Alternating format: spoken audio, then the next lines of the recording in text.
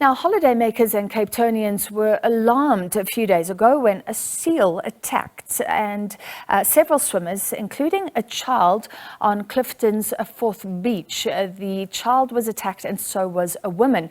This was all captured on video, and if you haven't seen it, here's the video of the event that has been viewed with wide eyes on social media. So it starts with the seal seemingly swimming happily, and then there you see the child being attacked and several people rushing to the child's aid. And it doesn't stop here. If you continue watching, we'll see that the seal pup, it is a seal pup, continues to attack somebody else. Most people are cleared, but it has been reported that a woman remained in the water and she didn't hear the warning.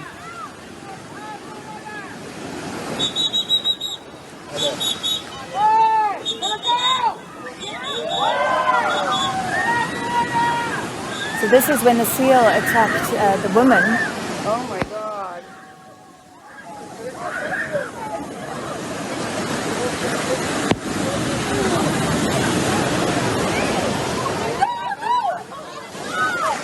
Mira los cotonches.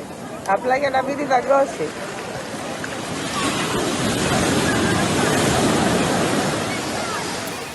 So to discuss, we're now joined by Brett Glasby, who is the Two Oceans Aquarium Marine Wildlife Program Coordinator. Mr. Glasby, thank you for being with us.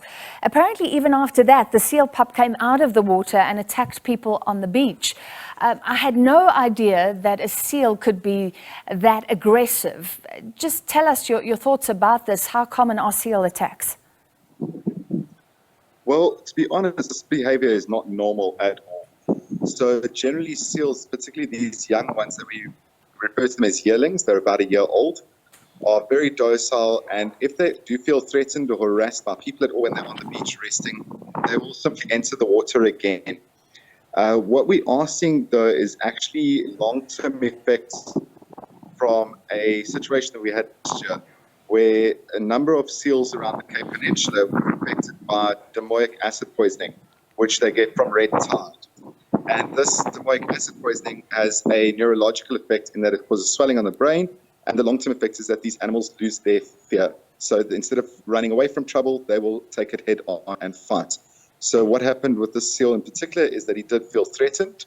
There were a lot of people on the beach, there was a lot of noise, a lot of movement, and instead of taking the route of entering the water again, he actually chose that he was going to fight. Okay, so then because of the red tide algae, how many seals could there be out there that would behave in this unusual way and very aggressively?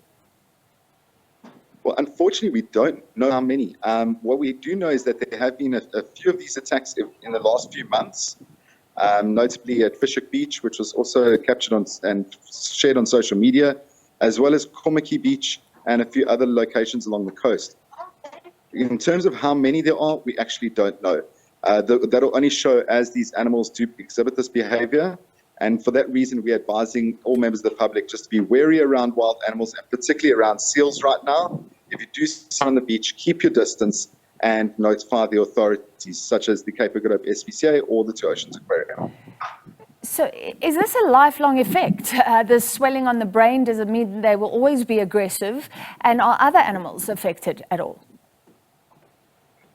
So from international data that's come out with regards to internationally that have been affected before, we know that this is a lifelong effect on that particular seal or each affected seal.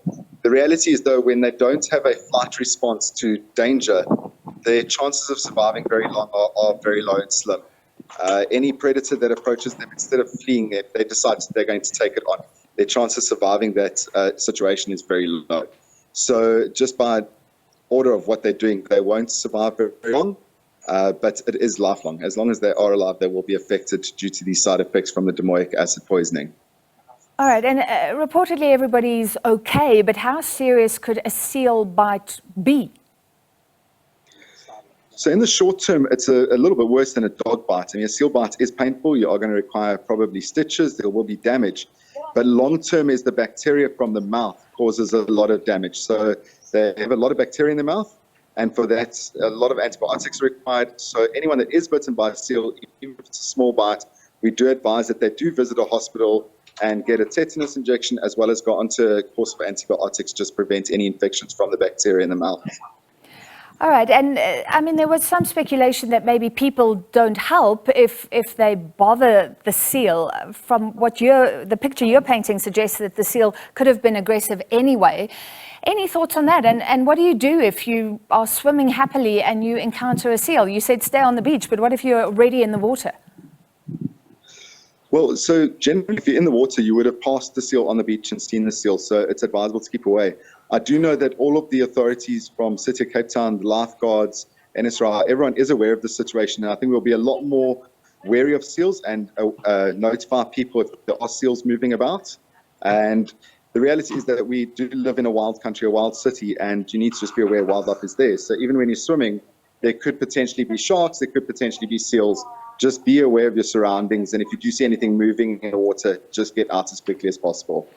All right, thank you very much. We appreciate your time. Brett Glasby, Two Oceans Aquarium Wildlife Management Program Coordinator.